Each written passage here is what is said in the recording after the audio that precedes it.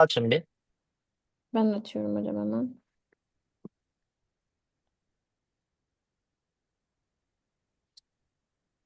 Ama şimdi bir toplantım var canım.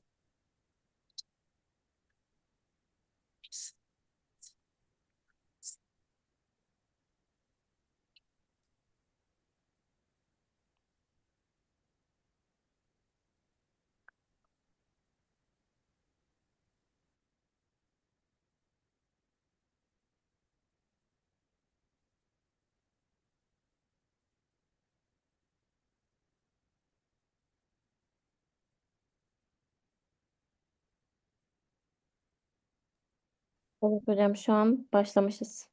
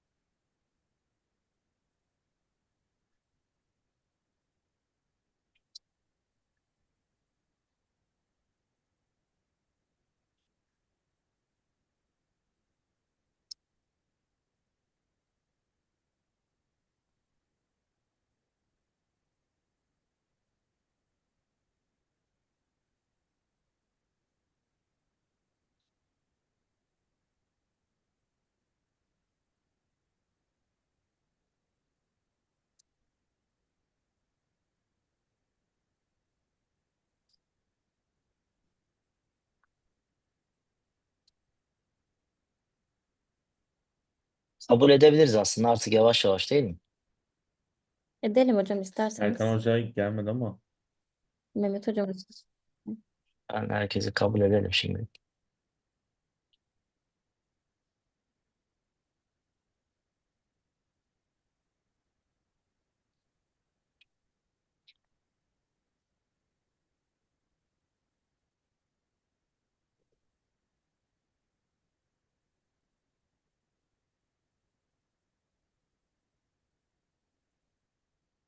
Siz gelenleri oradan alabilirsiniz Tuğba.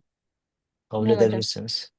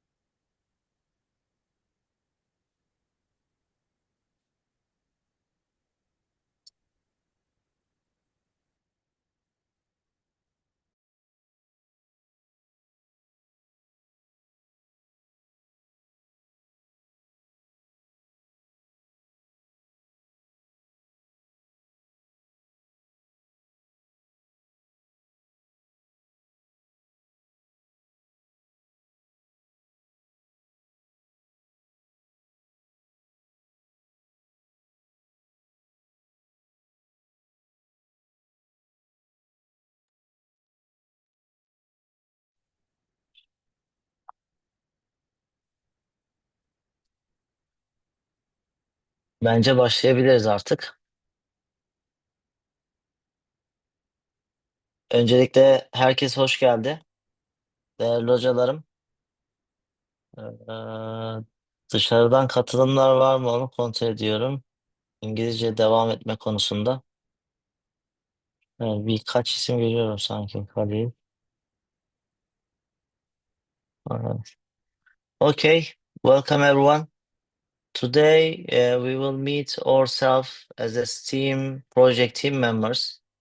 Actually, we started our project from beginning to 2021, but the actual project start time is 2022. Actually, the meeting and the start point, the big disaster in Gaziantep earthquake, we started at this time, but until now we are almost finalized our project. This conference is a dissemination point of our project. We actually plan 2-day events for you to speak about STEM, related to STEM and entrepreneurship. You will see some presentations here from around the world. Very big, prestigious academicians will be among us, and they will share their experiences about STEM. Actually, this meeting in different areas, there are many colleagues between us from starting with Tuğba and Denizhan. They are now in Azerbaijan, Baku.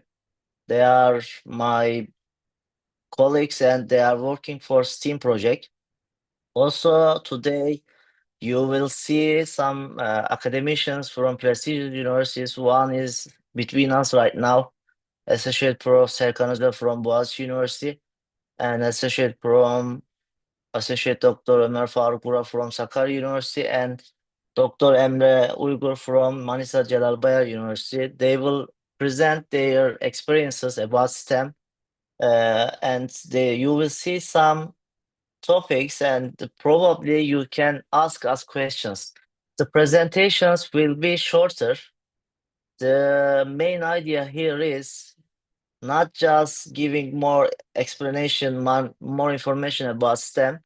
This will be like communication between you. Also, this is a live meeting.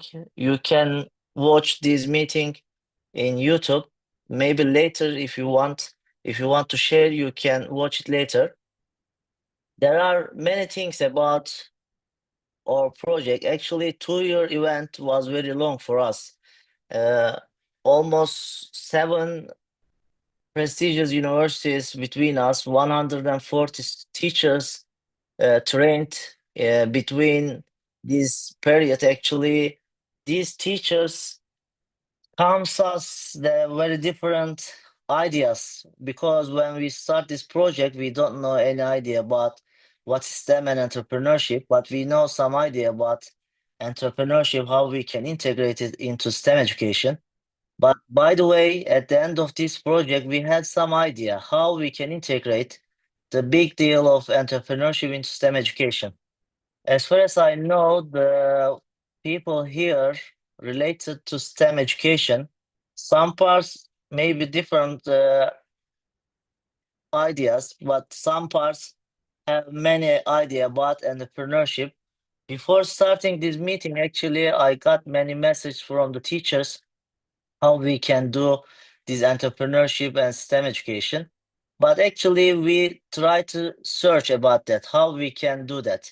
But at the end of this research related STEM project funded by Erasmus and European countries, we have some ideas. We will share the results and we will share with you the ebook. It will be published in a very prestigious uh,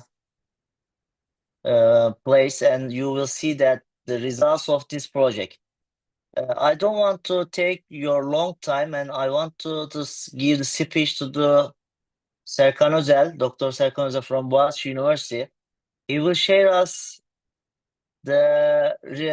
some STEM related topic and he will introduce you himself, and then you can ask us your questions at the end of this small presentation. As I said earlier, this presentation will be shorter. We want from you some questions and question and answer, and this communication will be more okay for us for the dissemination point of the project. Thanks for listening and sharing your time between us. I am at the moment in the US, and the time difference is really big between us. Sorry about that. The time is in the evening between you, and I don't want to take more time to you, and I want to give the speech to Serkan Özer. Yes, Serkan Hoca, you can start then if you are ready. Hi, Mehmet Hocam. Thank you for inviting, and hi for everyone, and welcome to the presentation. And as Mehmet Hoca said, I'll try to share my experience with STEM education, my journey with the STEM education. And if you have any questions, you can stop me at any time. I think, like, if I can get a confirmation that if you hear me, then I can start presenting my screen. Just Yes, everyone can hear me? Okay, great. very nice, Hoca. Can you give me the shared screen? I Yeah, sent yeah. it. Okay, right now I have that. And okay, I share my screen. So my title is for this presentation is an empowering the next generation. That's what we're trying to do. All we do is like we try to give power to the generations. That's why we do the STEM education. I would prefer the STEM education. And I thought that I've been like it's been 20 years that I started to STEM education. Still, I'm just continuing the research on STEM education, and I just try to give an overall what I have been doing from the beginning of the 20 years ago that I started the STEM education. So why it's called as my 20-year journey in STEM education and implementing in public and foundation schools in United States and also in Turkey. Briefly, I'm from Boğaziçi University, primary math education. I got my PhD. I graduated from Boğaziçi University for my bachelor's, and then I graduated from Texas A&M University for my PhD in educational technology. Uh, and then I returned back to Turkey to teach at Boğaziçi University. In 2019 and 2021, I went back to the US to Vanderbilt University to work on with Bethany Riddle Johnson on early year math education. Then right now I'm back in Turkey, just like now continuing teaching at Boğaziçi University. That's just like briefly what I do. Um, I just want to share some projects that I have been working on, starting from the EGISTEM, which is the start in 2004, which was my PhD student, and I was there for 5 years. And then there are other projects I'm just conducting with Educational Volunteer Foundation of Turkey, TEGEV. The one that who resides in Turkey probably know TEGEV.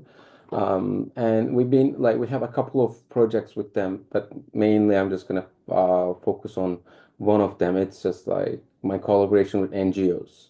The other one is a collaboration with Turkish Aerospace Industries, TAI. We had a project called Gökyüzü Çocukları, like the children of the sky. Um, we started with we implemented it in schools because of it was at the time of pandemic. So there are some like discrepancies or there are some lacks that we couldn't finish, but still, I mean, that was a nice implementation in Turkey.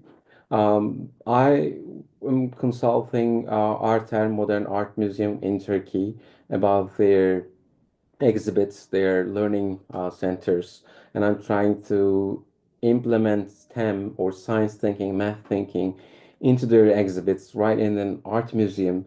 So that's very valuable to me because I mean, it's a real practice of art in real life that we do. Another thing that I've been doing with AÇEV, that's another NGO, Mother Child Education Foundation. I just give training to their teachers in Diyarbakir and in Istanbul to implement STEM education in in their schools, like in kindergartens.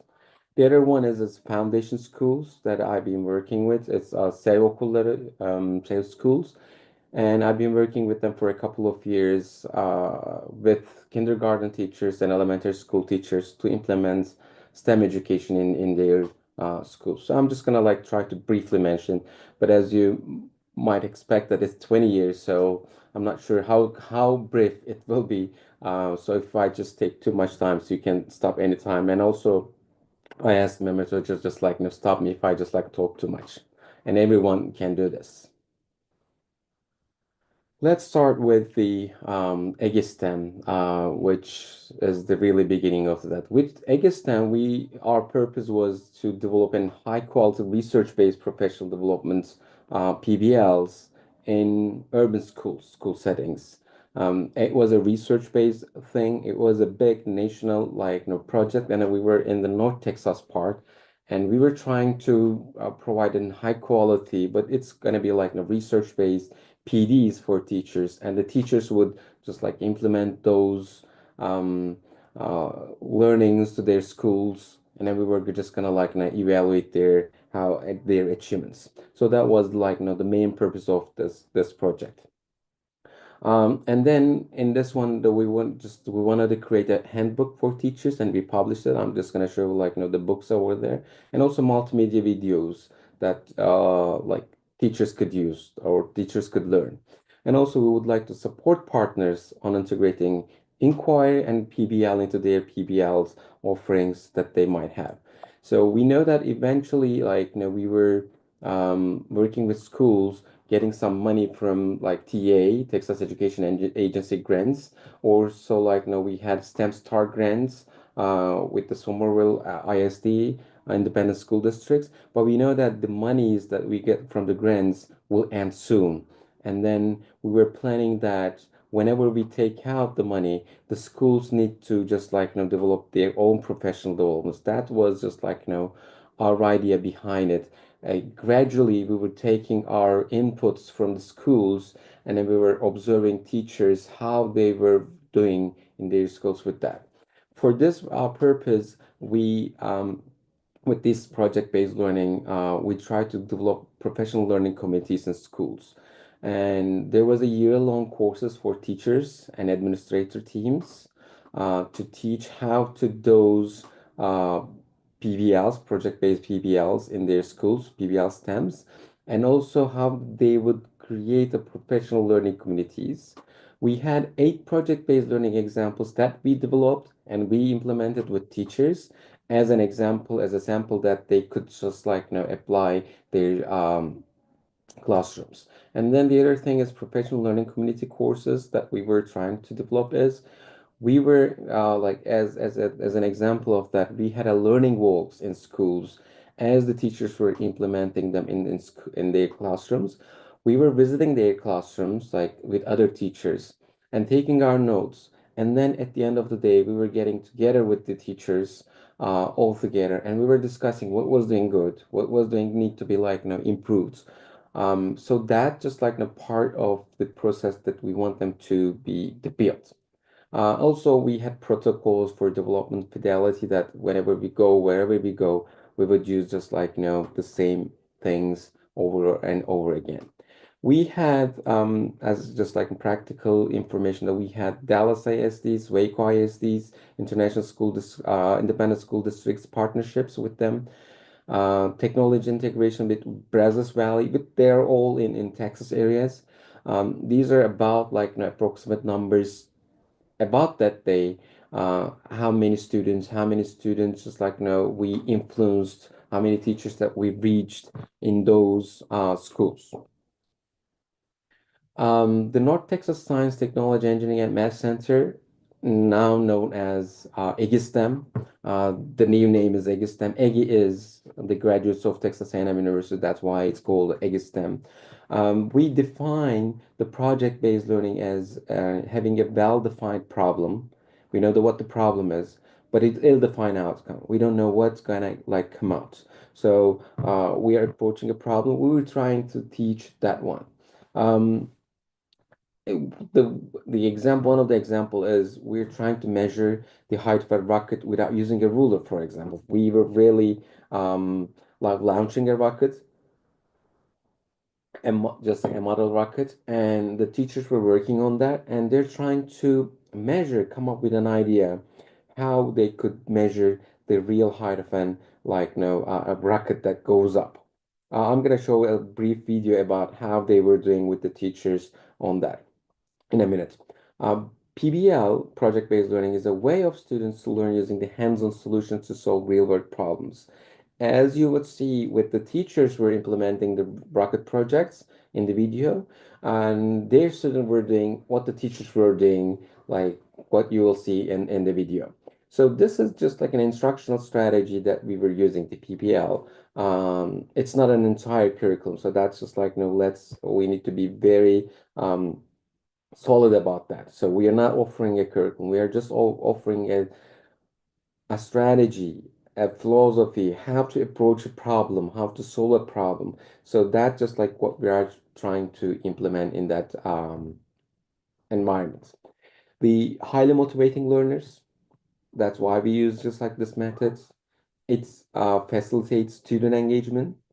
Students are engaged as the teachers will engage, as you will see in a minute.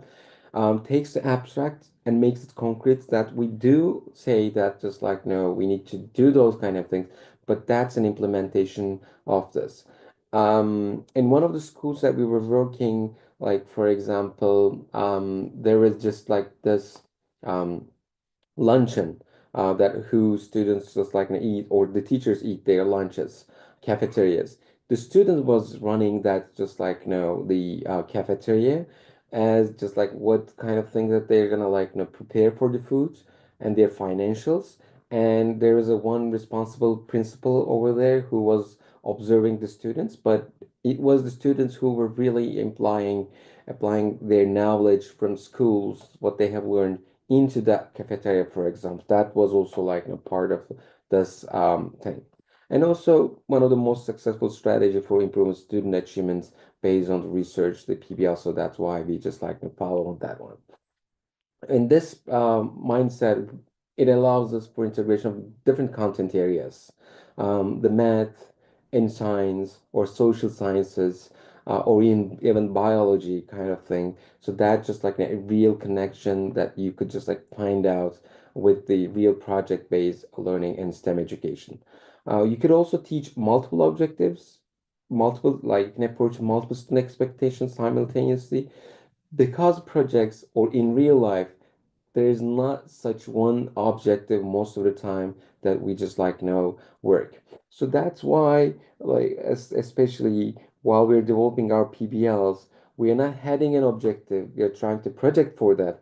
We're founding a project we think that is really engaging with students, and then we try to teach objectives through the project. So we were working the process reverse. So we're not heading the objectives, we're heading the projects, but then finding out what objectives could just we could achieve with this one at what grade level. So whenever you get our books, for example, whenever you look at our lesson plans, the lesson plans is not only hitting one grade level, for example, or one just topic area. It shows you a bunch of grade levels, bunch of objectives that you could um, tailor it to your needs, like based on grades and based on the topics as well. And also, it allows us for authentic assessment of student understanding, that you just really see it's if the student achieved those kind of things. Um, Also, there is a target curriculum, the objective that are high stakes in the school system, like there are high stakes exams in Turkey. Um, the research has the STEM education on project-based learning like are not bad compared to the regular teaching. Sometimes we think that whenever we do those kind of things, we lose some of those high stakes, but the research says we don't. So not always are better compared to that to other strategies, but at least just they're at the same levels, and in some cases even it's better. And also some campuses school objectives has specifically like some needs. In United States, the school districts are independent, so each school district, whenever you work, each school, whenever you work, like they might have different needs, different perspectives. That's kind of different if you compare it to Turkey from that perspective. So then we could just like adjust these based on their needs as well. The rockets project, so I think you don't see my screen now. Let me share the short video that I have. It's a 2-minute video.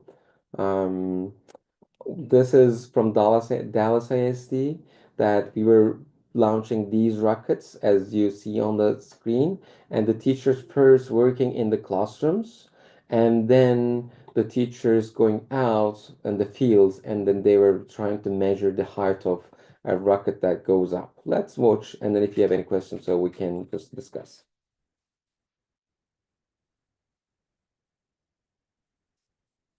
Project-based learning involves active learning with teachers and students discovering concepts and ideas together as a collaborative group, starting with the struggles of assembling a rocket all the way through the final launch. Project-based learning involves discovery, invention, and the application of what kids already know in the process of developing new and more powerful fundamental knowledge. This learning allows students and teachers to accommodate new ideas in various ways. Therefore, it's rigorous and challenging for all students of all levels in extant classrooms where quite often there's a high diversity among the intellectual and ability levels of students.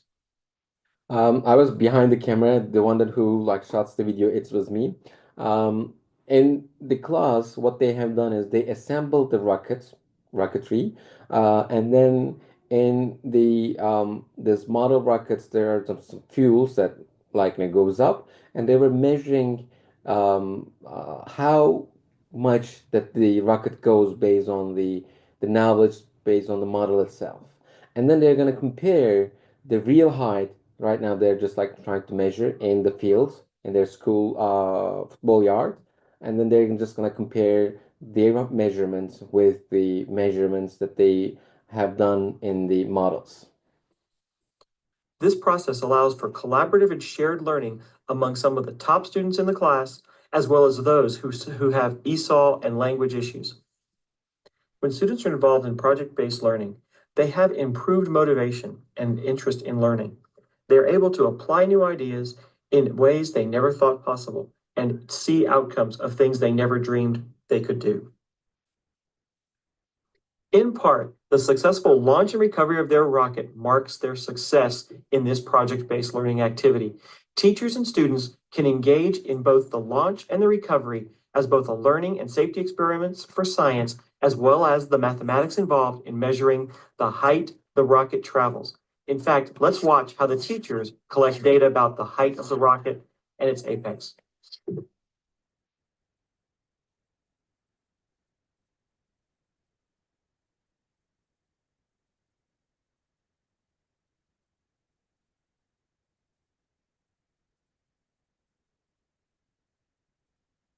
The rocket and its apex.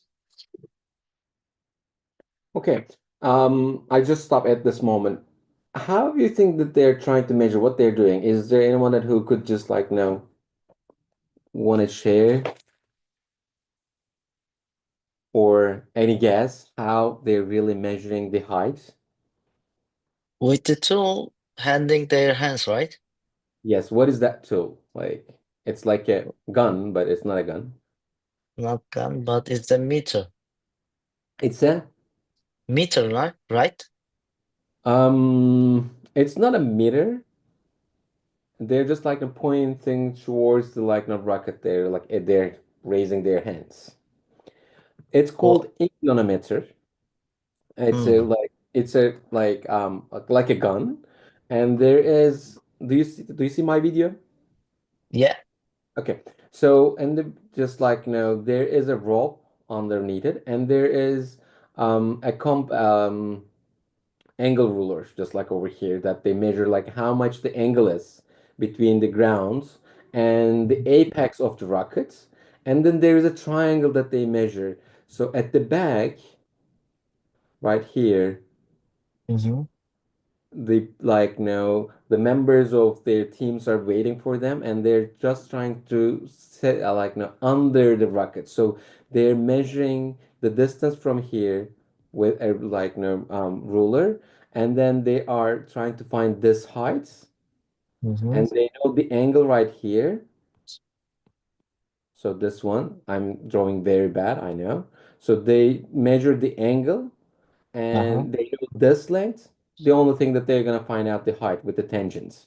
So that was what they were doing when just measuring using the inclinometer. And Mm-hmm. so that just like very simple tools at their hands, but Mm-hmm. it was working great in their case. So that was the Rocket project. So we did in a day, but it extends to a week or two sometimes because you discuss the fuels, you discuss the trajectories, you discuss the math calculations, and you go to the science chemistry classrooms, you go to the physics classroom, you go to math classrooms. All of them has different objectives based on the same idea that they have. And not all the time it's just the activities. Sometimes the teachers are doing really math on the board, trying to explain, for example, what a tangent is. So it's just a regular teaching kind of thing. So that's just a brief thing what we were doing with the EGISTEM. And these are the two basic books that we published. One of them is the theory behind what we use, the project-based learning and integrating STEM approach. And the one on the right is a companion for the teachers, and it includes the lesson plans that we develop with teachers and implemented in their schools. And with their end products, we publish them as also for teachers as a companion, the one on that. And there's also newer edition on that one. So that was the Egistem. I mean, we did a bunch of things, but it's just like very quick thing. The second one is I just would like to mention is the my collaboration with an NGO and Educational Volunteer Foundation of Turkey.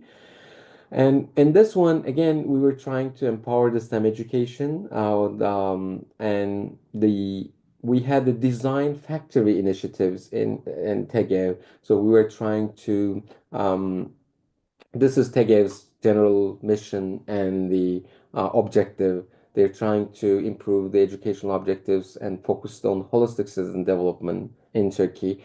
And overview of program implementation through educational parks, learning units, and mobile Firefly learning units in Tegev. And then we were just using all of those. In the project that we were doing, we were trying to reach the disadvantaged student groups aged between 8 and 4. We were trying to do interdisciplinary PBL approach again in Tegev as well. We're focusing on the teamwork, innovation, entrepreneurship, and maker tools. And the objective was highlighting the emerging technologies, fostering interest in science, product development, and entrepreneurship. And to be honest, at the beginning of the project, that there was everything, including the product development, science, entrepreneurship, but it's always difficult to reach all of those goals. And we just left out some of those objectives. We just with um, um, the grantors agreed that on, for example, we couldn't do the entrepreneurship at that time, but we focus on the especially innovations and the maker and then teamwork as well. With the design factory, we had three different cities for Tegev, Tekirdağ, Istanbul, and Batman, different parts of um, um, Turkey, not all the Turkey covers. And most of the students are from fifth grade, seventh grade, and eighth grade in these cities. So and sometimes with their learning units, because of they have to have all those students who needs, so they might just requires different grades, but we're trying to reach as well to them as well. Um, We disregard some dimensions for a single factor analysis of students' program interest based on CFA in Turkish context that in our analysis. The structure of self-evaluation surveys that we implemented, it was a 10-week program, and we use the evaluation throughout the 10-week program. Our survey has 3 subdomains that we're looking for: eagerness to learn, self-efficacy, and the 21st century skills. And also we were trying to gain the student perception about their intervention program, um, with just like, there we had a Likert scale, so we would do that. We first administer at the end of the 3rd week.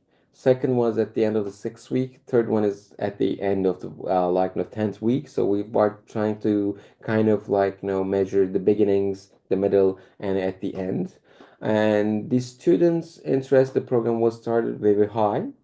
So there was a ceiling effect. So there was no statistics significant difference among the sessions, which was not surprising, because I mean we're approaching to disadvantaged groups, and they were having a fun activity with them, so their our interest is high.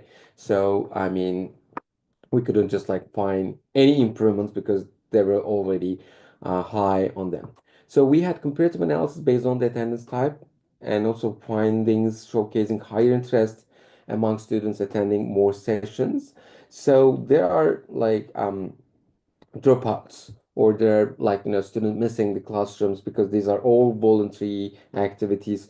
But this finding is important because if they attend more, they show higher interest. So if we keep them more in classrooms, even if it's voluntary, so we're gonna have more possibility to impact them.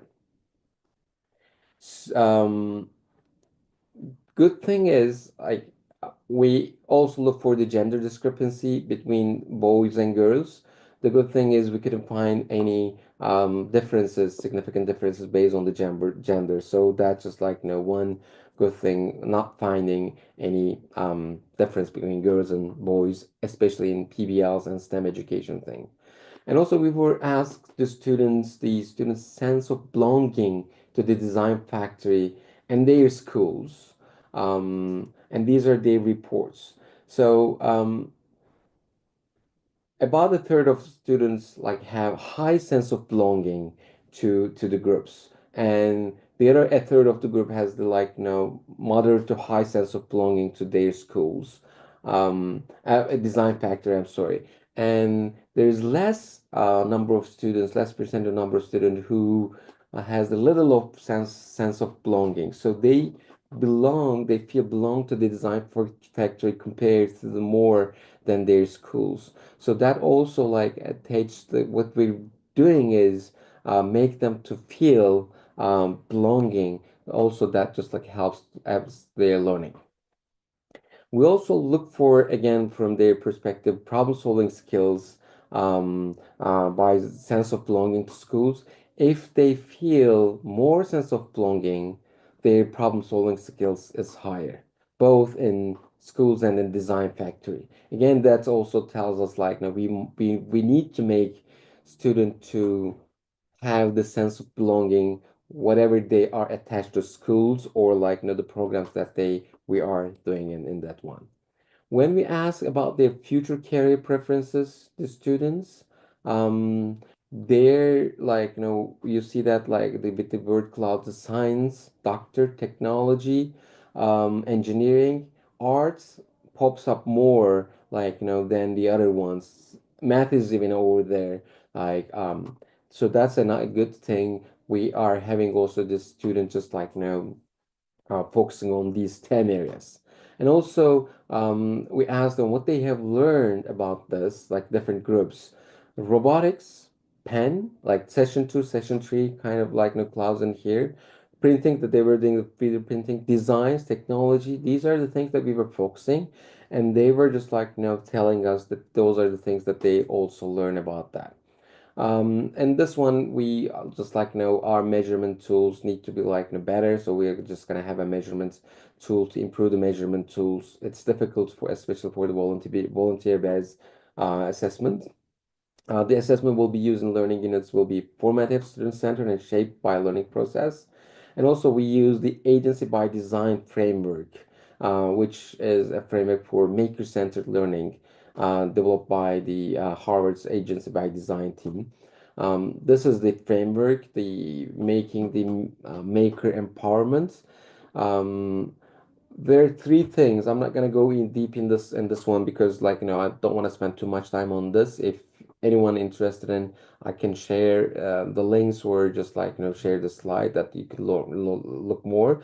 With this design work, first, this is a maker framework, but also it's an assessment framework as well. So looking closely, finding opportunity, and exploring complexity, and these are a circle that goes within each other. And these are the things that make them, they have lenses to see how to make things out of this. I'm just going to skip these things that these are what we measured in that one. So I'm going to go to the next one, the STEM education with the Turkish aerospace industries, the children of the sky.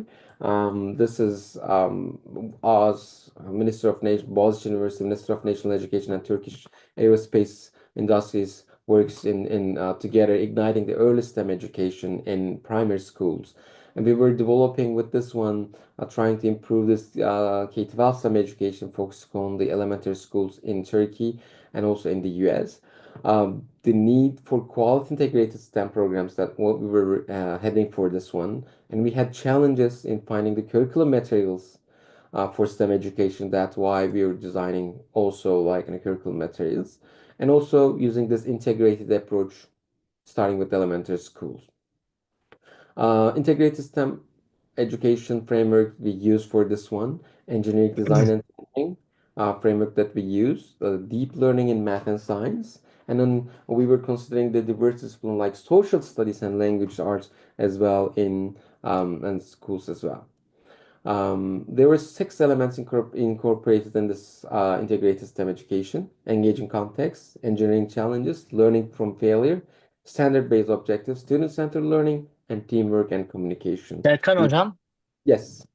sorry for interrupting you. Oh, We are, by the way, the end of the session for you, but I just okay. want to introduce you because at the beginning probably we forgot to announce you as the name father of the STEM, with the team. Maybe if you little mention about that, what happened when you came to Turkey to give the name of the STEM as a FETEM, you can make a small speech of that. And if you give some speech to the teachers here about integrated STEM, the challenges for the teachers. We know that in Turkey there are many obstacles to do in an integrated STEM approach to implement in our classrooms. Also, we know that there are many works in Turkey schools Yes. that teachers try to do in their classrooms, but they have many different ideas about what is real STEM is. You What is are the STEM? name of the father of the STEM in Turkey. We know that. Sorry about that. We forgot to No, no, announce you as as the name of the no father. problem. If you little Not mention just me, by about the way. where, yes, not just you, but you are the member of one of them. Yes.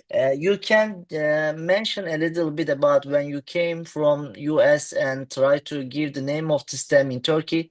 You can give us small speech and the challenges for the teachers for the integration of the STEM. Thank you. Um, Thank you for the question and also like a heads up. When we came to Turkey, I mean, I was working on STEM as I just like mentioned with the EGSTEM for 5 years. And when I came back to Turkey in 2009, there was no STEM education in Turkey. And there are other like colleagues who also get educated from Texas A&M University with the same principles. With Sencer Hoca, Sencer Çorlu is one of them. Tufan Güzel is another of them. Mehmet Cihatayar is another of them. These are just like we were similar times doing the PhDs. And when we came back Turkey, we just came together and said like we need to have this one implemented in Turkey as well. But it's not just a translation, but it needs to be adapted to Turkish education system. And that's why we started to discuss how we can do this, implementing this in Turkey. And that we started to discuss these in conferences, and then we tried to also come up with a Turkish name.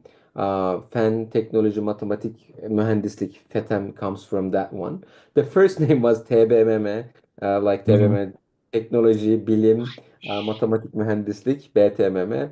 And Adnan Hoca sağ olsun, he said like it sounds like more TBMM, and then we found another name like Fen, Teknoloji, Matematik, and Mühendislik. And the most important thing, it sounds like the classroom names, Fen, Teknoloji, Matematik, and Mühendislik, but they are not the class names. They are um, these are like how a scientist approach their problem, how a technology people approach their problem, how a math person, how and just like engineer approach a problem. So these are perspectives.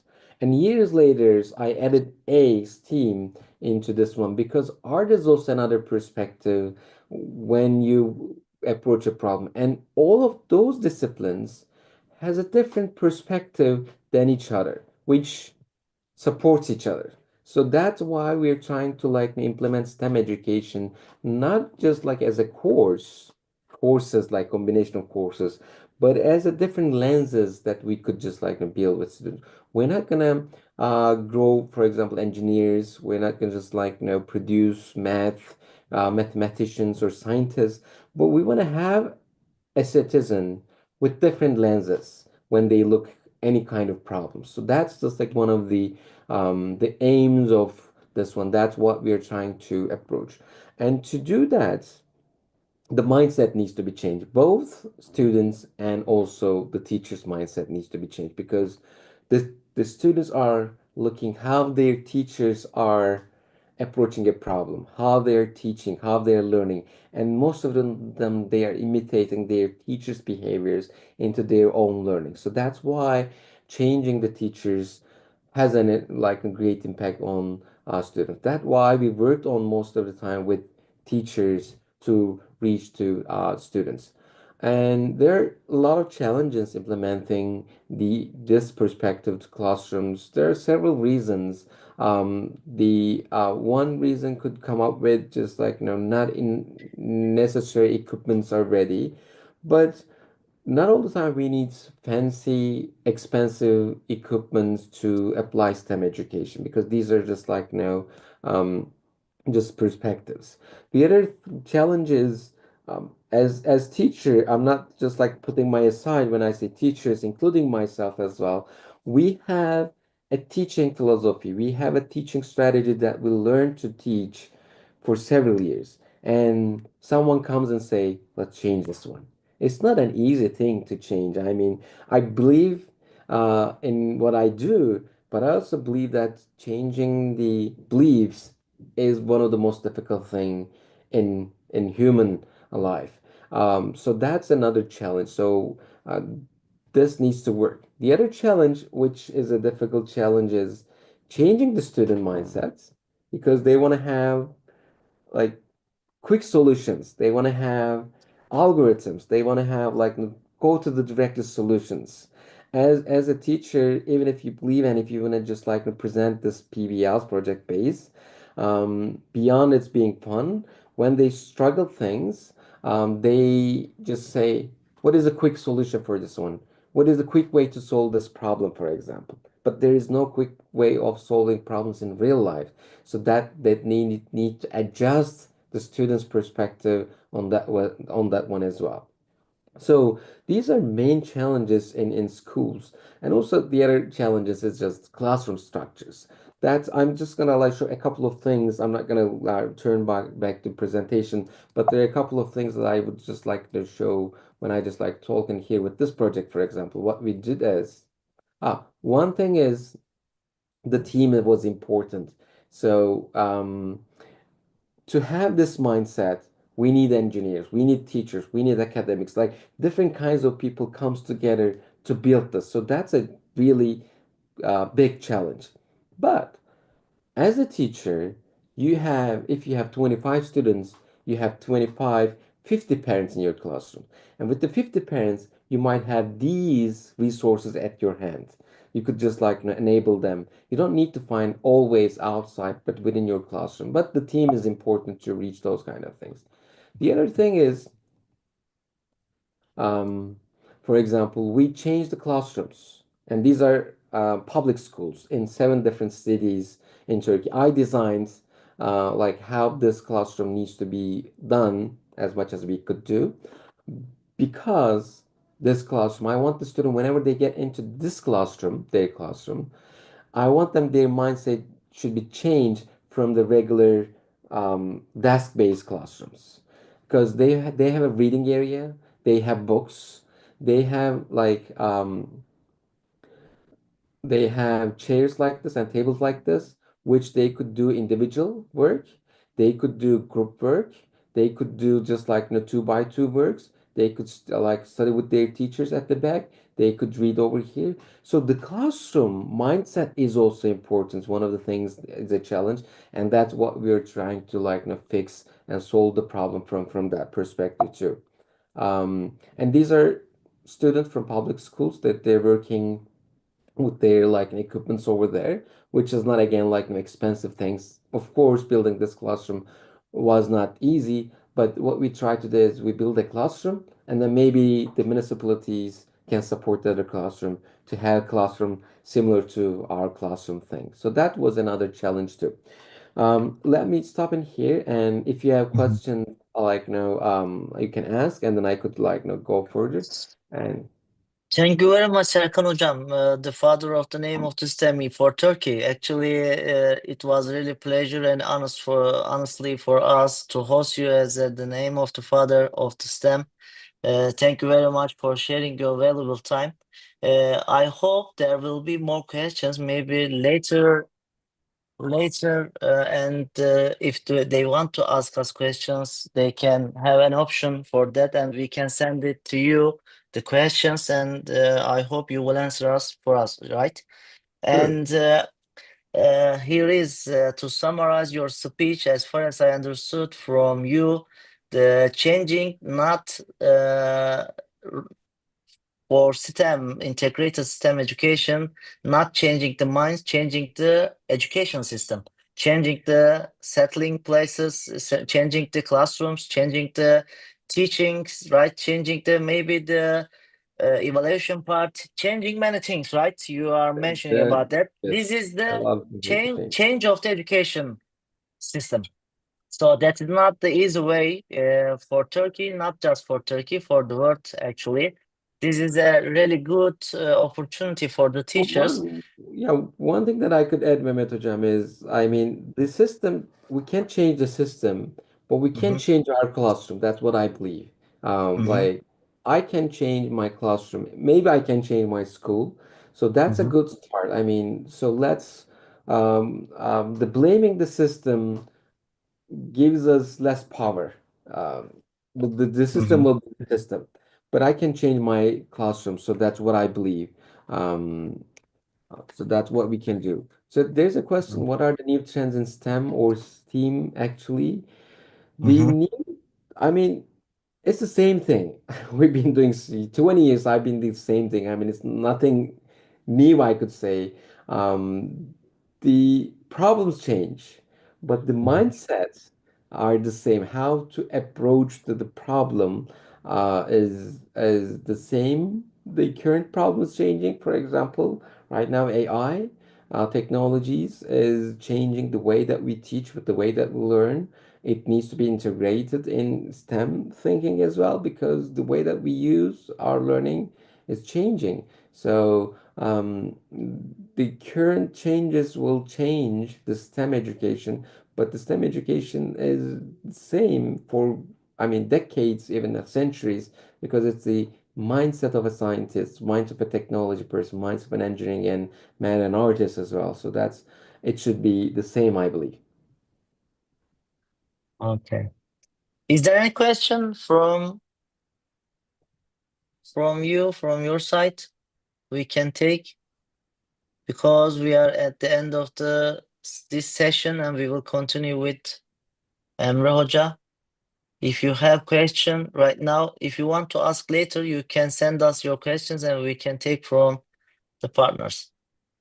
Serkan Hocam, thank you very much for You're more sharing than your very welcome. valuable time. That was really honor for us to host you Thank you here so much.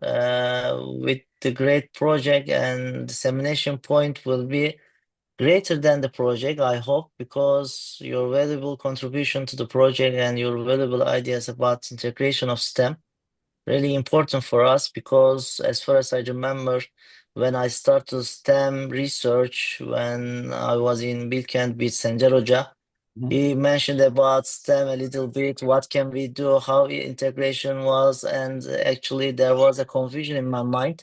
When I saw your research papers and I read about them, until from beginning 2011 to now, almost 15 years as far as I remember, now I see there are many changes in Turkey related to STEM, as Yes, far yes, as you know. But um, I as when I see your research about STEM really different from the other research-based STEM approach in among the others.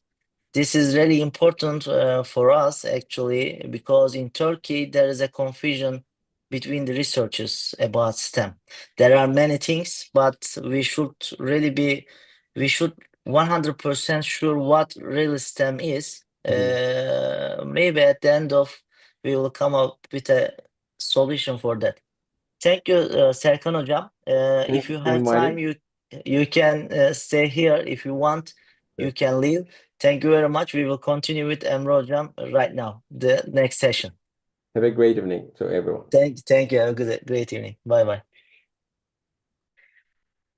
Okay, dear participants, we will continue with Dr. Emre Uygur from Manisa Celal Bayar University. We can give speech to him. He can start with introducing himself, and then we can continue together. The presentation will be shorter right now, and then if you want to ask question, you can write your question to the chat box, and then we can ask to direct it to Emre Hocam. A small brief information about Dr. Emre Uygur. We are working with him almost 15 years about STEM. We met with him in abroad, as far as I remember, in Belgium, with STEM project scientists. Now, from beginning to now, we are continuing to work with him. I believe that he will give us valuable information about STEM education. I don't want to take more time. Yes, you can start, Emre Hocam. Okay, thank you so much. And hello, everyone. It's a great honor for me to be a member of this amazing conference. My name is Emre Uygur, and thank you so much, my friend Mehmet Başaran. He said we met in Belgium in 2014. And I can actually, at the beginning of the speech, that the STEM changed my life, and I'm the product of STEM education. My career is the product of STEM education. And that's why I want to introduce my career briefly. And now I have been working as an assistant professor in Mehmet Başaran University as an academician. But in my past, I had worked as a science and technology teacher and the headmaster of different public schools and minister of national education in Turkey. And also, I have a PhD degree, so many different fields, nuclear science, divided the atoms, and working with radiation for the cancer research and to get the nuclear energy. And also, I have also worked with the different projects funded by international and the national funding program. And we met with the Mehmet Başaran, such as this program in Belgium, in abroad from the Turkey. And also the project management of the different association with the NGOs and the universities and the Minister of National Education. And also the theme of the conference is entrepreneurship. And that's why I'm also founder of the E&M Technology Corporation. I'm working currently with the artificial intelligence and the machine learning. And I'm the founder of this company in Manisa University Technopark. And last month, then after, I have started to work as a technology leader and the chief technology officer in a big company, the Jaipur company, and they are currently work with the international trades such as the LCYKK and the other companies and the local and regional, local and national and the international companies. And we are currently work about the coal exports. And so I can actually say that I'm the product of STEM education from the with different discipline. And even if, in fact, I graduated from the science education bachelor program and the master program, but my PhD program is so many different. I started to work after the DEES project and the Scientext, the Committee for Science Education in Europe, and we met with Mehmet in 2014 in this project, and we were the ambassador of the project in Turkey and the first ambassadors in Turkey. And also I attended the United States in NASA Honeywell Educator Space Academy program. I met the real astronauts. I attended the real simulation of the space and the aircrafts. And these are changed my life and my career. And so, and I also developed a new project about the STEM education. For example, for 3 years, I'm with Mehmet and me and the other experts, other academicians from different universities are currently work on STEM education, integrating the different disciplines. And uh, even if we work in a poor science, because in my past I was the teacher, and that's why how we can integrate the poor science with education, and that's why we develop a new project, the short-term nuclear sciences curriculum, developed for science teachers working in science and art centers, and these projects are funded by Turkish Scientific Research Council for 3 years with a high amount of budget. And Mehmet and me are the experts of the project and the project manager. So today I will share with you this project briefly, then I will get your question, and then maybe we can make a short interview, depends on your question. And there is an important issue in STEM education, social scientific issues, because this is very, very important in science education. You know, depends on the technology's evolution. There are some important issues in science, such as the climate change, cloning, AIDS, and COVID-19 pandemic. You know, it's a big problem for the global and the nuclear energy. And these issues have increased the interest in science and technology, and these issues are addressed as social scientific issues in science education. And the nuclear issue, which is frequently brought to the agenda due to the nuclear power plants under construction in Sinop and Mersin in our country, in Turkey, and it is also an important social scientific issue. For what? Because of the press and the misconception about the science, about the nuclear science. So, however, due to the unscientific debates in the press and the internet media, and negative judgments may occur in some segments of the society, including literature depends on the social scientific issues, including the nuclear science. Teacher expressed the opinion in a negative way on the establishment of a nuclear power plant in Turkey. And this situation is due to the absence of preliminary information about nuclear energy when examined, and the area seems to be the different attitudes to class and the socioeconomic status. And that's why we developed this project. And the aim of the project is to introduce the short-term 5 days curriculum developed within the scope of the project and supported by Turkish Research and Scientific Council for 3 years. 2021, 2022, and this year also we did it in Ege University and the Manisa Celal Bayar University. The target group was science teachers working in science and art centers because it's we also planned to give the pre-to teachers working in Sinop and Mersin provinces because of the construction of the nuclear power plant in these cities and with the 30%, 30% of the participants. And the content of the project, we developed a program including the applications not only in the field of energy, but also in the fields of medicine, industry, archaeology, and in an integrated manner with today's technology of nuclear sciences. And we also developed this program participant center, arousing interest and the curiosity about the subject, knowledge, and the skills of the latest technological methods and techniques on the nuclear science and accompanied by initiative approaches.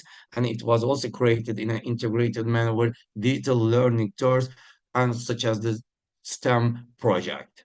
And we also determined the themes of the nuclear science. The first day, we also work about the nuclear as a science, and we give just the basic knowledge to the target audience, to the teachers. What is the nuclear and what is the radiation? How we can protect ourselves without with opposite of the radiation negative effect. And also the second term application field of nuclear sciences. And day three, we work with the digital nuclear tools and for the simulation and the artificial intelligence and the VR technologies. And the fourth day and the fifth day, we work with the nuclear-based social scientific education, social scientific issues, and the pedagogy education. And the fifth day, we also work measurement and the evaluation of the activities depends on the nuclear science. And we also carried out the 17 activities with the 27 academic experts in nuclear science.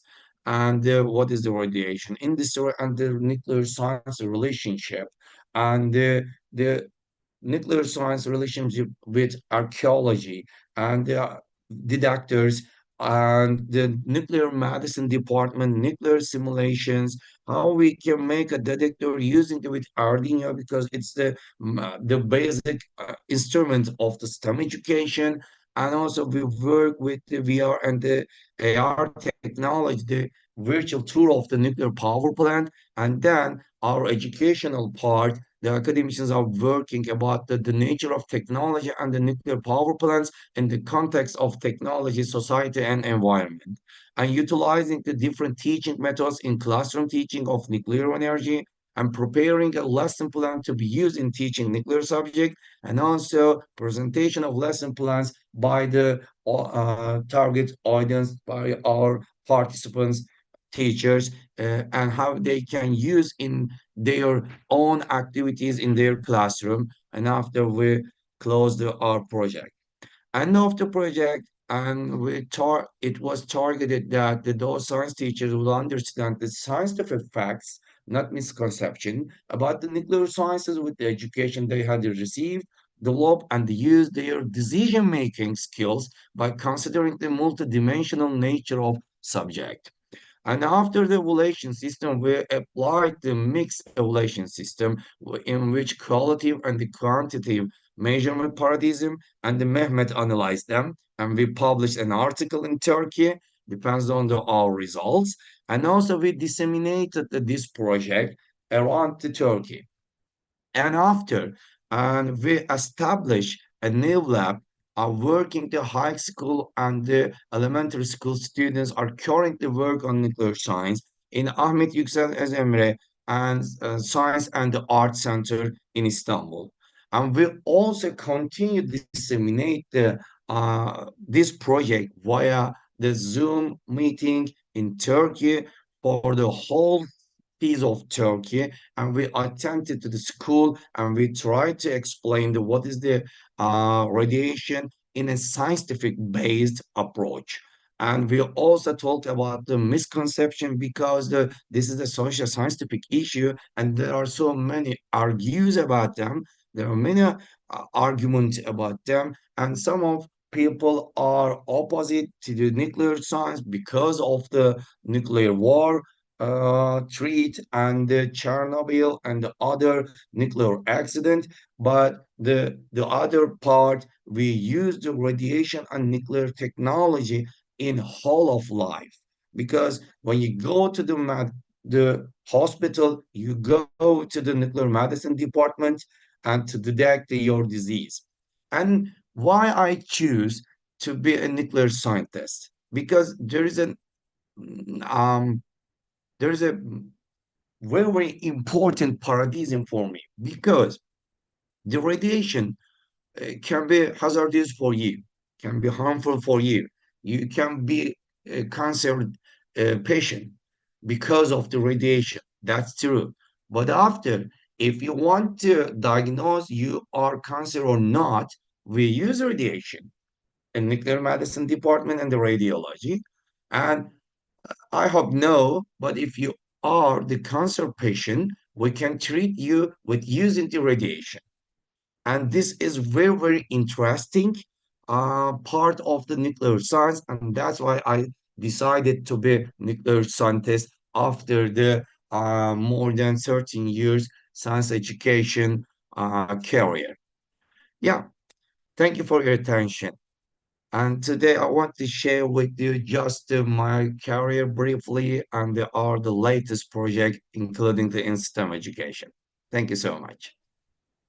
Thank you very much, Emre Hocam, for sharing your valuable information about STEM and related to nuclear science. Your path is right now nuclear science and integration of science with nuclear, and it is related to about STEM education. Maybe among us, there is some science teachers, maybe they are interested in nuclear science. Maybe we can take their questions at the moment. There is a question. Now, CERN International Teacher Program is open for registration. Aliya Ahmedova set us. Yeah, and you can Mhm. attend as a physics teacher in high school. If you are work in high school as a physics teacher, you can apply the CERN International Teacher Program. It's amazing program. I also applied to the program, but unfortunately, I cannot attend because I worked during my application. I just worked in elementary school, and they said no, we accept just the physics teacher in high school. That's why I couldn't attend to this amazing program, but it's very, very important for the particle physics. And you will see also nuclear physics and the particle physics. And I advise to all physics teachers in high school to attend to this amazing program. And also maybe you can follow up the United States, some important projects such as the in National Aeronautics and the Space Academy NASA program. You can attend with the scholarship in there in Space Camp in Huntsville, Alabama. And I attended to in there, and it was very, very amazing for me.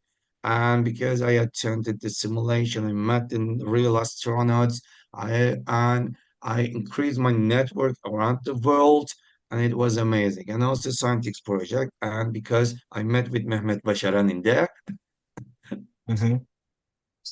Thank you very much, Emre Hocam. Actually, is there any question right now we can take?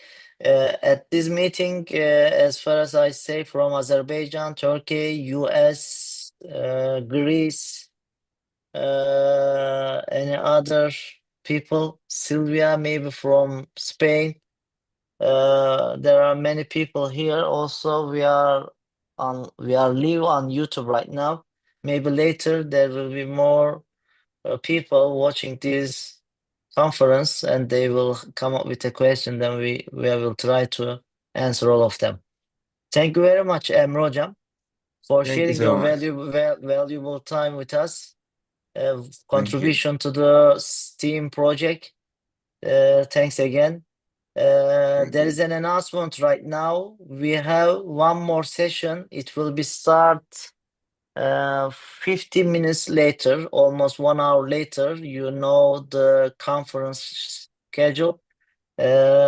Almost 1 hour later, we will be together with Associate Prof. Ömer Faruk Vural. There is a break right now. 1 hour later, we can come together. Thanks for sharing your time. If you want to stay here, you can stay here. If you want to leave and come back, it's okay. 1 hour break for us. Then 15 minutes later, we'll be here. 5 and 0 minutes. Okay. Okay. See you then. Thank you. Thank you, Emre Hocam, again, sharing your Thank you time. so much. Thank you. Have Thank you. a great evening. Bye bye.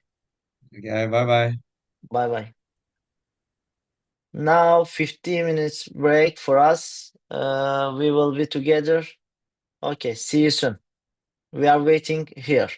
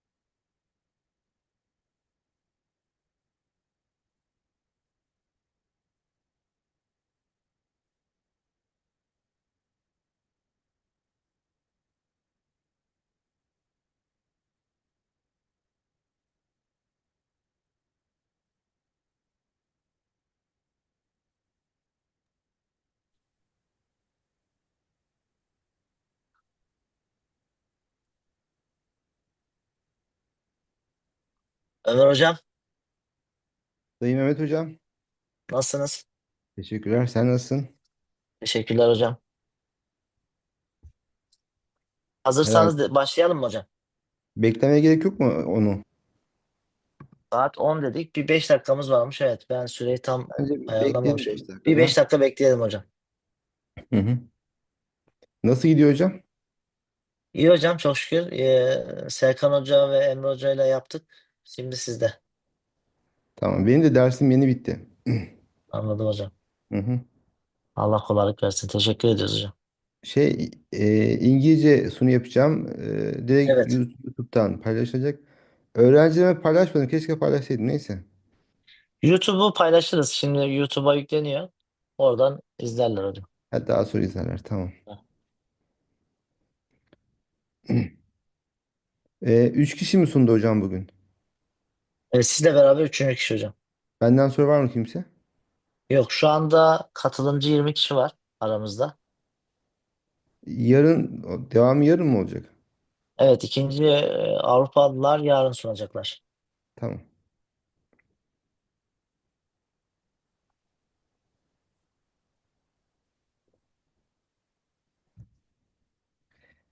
Online sunumumuzu yapmış oluruz hocam. Bakalım. Evet.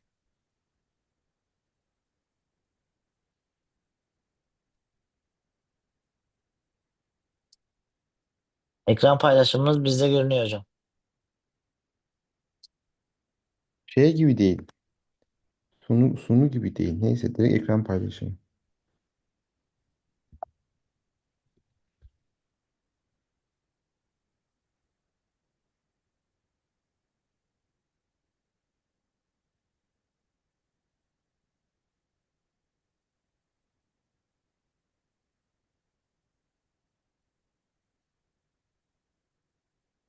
So people call this conference as a Green Europe conference.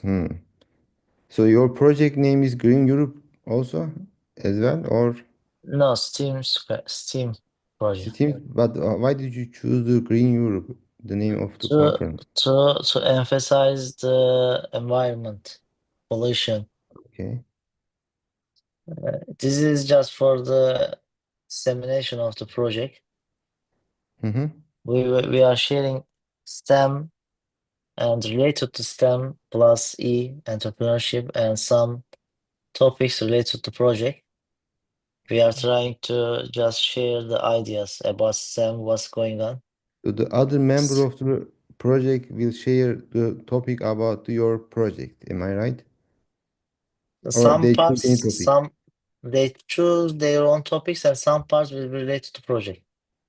Okay. Okay, So we you can will start now. finalize Yeah. your project at the end of this year, Yes, or yes. This December the 31st is the last day of the project. okay. We, Then we you fi will write your report, final report. yes, we wrote it. We are That's almost finished everything. nice.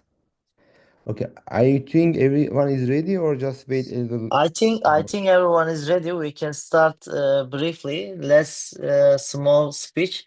Hi everyone again. Thank you for sharing your time. We are continuing with the next session with Associate Prof. Dr. Ömer Faruk Burak from Sakarya University.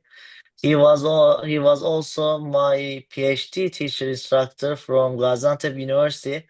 We are working with him almost 10 years with some related research-based topics. We wrote many papers, books, chapters, proceedings. We did many things. Maybe you heard about them.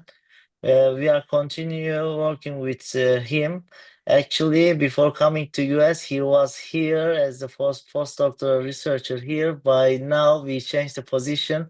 I came here and he went back to the Turkey. Now he is continuing as the associate prof in Sakarya University. I will give the speech to Ömer Faruk Vural. He will introduce himself as a briefly, then he will make a presentation. Then, as usual, from the previous meeting, you can ask your questions via chatbot, or if you want to ask here, you can ask directly to him. Maybe if you want to ask later, you can also have this opportunity. Okay, I I don't want to take more time to you. I want to give the speech to Ömer Hoca. Evet Ömer Hocam. First of all, I would like to thank Associate Professor Mehmet Başaran to invite me as a keynote speaker in Great Europe Conference. I would like to share my experience in Minnesota University as a postdoc researcher. At that time, I worked with Professor Julian Rory, and I get some experience from this research, and I would like to share my experience in this presentation. First of all, I would like to give information about myself, my education background. I did my undergraduate education in Middle East Technical University in mathematical education major, and then I did my master degree in Syracuse University. And the area is educational design development and evaluation measures, and then I continue my education as a postdoctoral position in Texas A&M University. I did my doctoral education in education technology area. After that, I come back Turkey and work in Gaziantep University uh, as a doctoral position. After 7 years, I went my hometown in Sakarya in Sakarya University. Since 2018, uh, almost 6 years. Last year, I was in Minnesota University as a researchers. And now Mehmet completed my position and filled my position and there. So I am here in Sakarya right now. Actually I want to expect to ask question at the end of the presentation. So if you have any question, please wait, and then you feel free to ask your question at the end of the presentation. In this presentation, I would like to give some information about STEM. There are many perspectives about STEM, but I just want to share the perspective of Gideons and their colleagues because they have a different perspective for STEM. And also I want to talk about their project, engineering team projects and engineering design process because they use engineering design process in their STEM activities. So in this presentation, basically you will learn what is the STEM based on the Jillian's perspective. And also I want to talk about her research about engineering teams and how the design STEM activities using engineering design process. So first of all, why we use STEM education, or why people, or why the people they want to start to use STEM education in educations, because when you look at the future jobs, like on the screen, there are some jobs career, how they change during the 10 years. Based on the information, some jobs payment decrease, some of them is increase. For example, doctor, lawyer, or dentist, their payment per hour will decrease. But when you look at the other part, like nurses, writers, constructors, or journalists, some of them, their payment will increase. So it means the education perspective, it will change, it means, because the payment of salary of the job will change. It means the people's expectation for future will change. Also, hop. Also, when we look at the World Economic Forum, they also some job expectation about futures. They share graph on the screen. According to the pictures, who does the work is change. According to this, full-time, part-time job is changed. So in today, most of the people focusing on one skills and working on these skills lifelong long term. But based on the future jobs, we don't expect some certain job because people probably work as a part-time and in the different jobs. So it means traditional job perspective will change, and people will have multiple skills in the future. It means Also, how the work is done when we look at this, artificial intelligence, robotics, or automations, part of the jobs. So people should learn different skills and learn different information or artificial intelligence and different. It means we have to educate people's not just one skills, but also we have to learn people to learn new skills. It means for future jobs. Also, when we ask when and where work is done, it doesn't have specific times area. It means people define some certain amount of time, then people have to complete this in that amount of time. So it means remote workers as a term will one of the daily life in the future's jobs perspective. So, when considering the future job market for today's kindergartens, many of whom will enter the workforce in roles that do not yet exist. So it means when they grow up and start to work, many of them face off with different skills and different jobs. Consequently, education must emphasize the development of transferable skills rather than focusing solely on traditional content that reflects past learning frameworks. So also there's a societal development pictures. I love these pictures because it show how the people working skills change. So in the beginning, people in the society 1.0, they just hunting and gathering uh, food to live, but then they learn agriculture and they cultivate different fruit and vegetables and they use this. And industrial society mechanized and we use machines and other things to uh, to work and to get the food and other things. But especially last 30 years, information society and uh,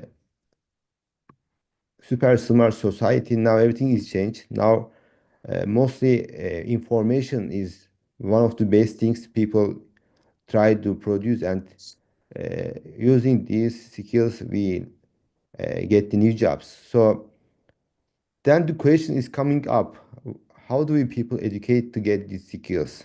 Because normal education, we just teach one skills and people learn one skills and work as a traditional just work in a one job. But based on this new society 5.0, people should have different skills to earn or to get their life.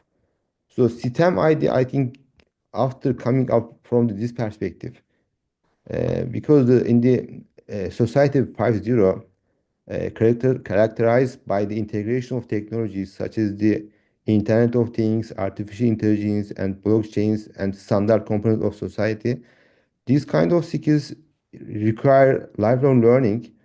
So, based on this idea, STEM is coming up as a teaching method because in STEM we teach to people to learn some common skills that help people to learn new things. So in the STEM education, we don't teach some certainties, we teach how to learn some idea or some skills. We call basically those skills is 21st century skills. And there are many definitions of 21st century skills actually in the when you look at the or search on the website, but they have some common skills like creativity, critical thinking, collaboration, communication.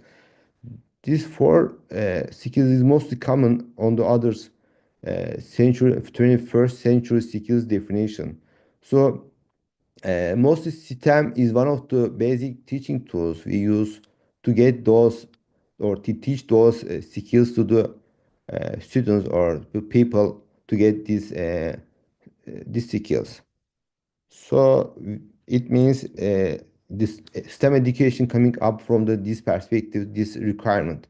So let's think about what is STEM education because there are so many definitions about STEM education.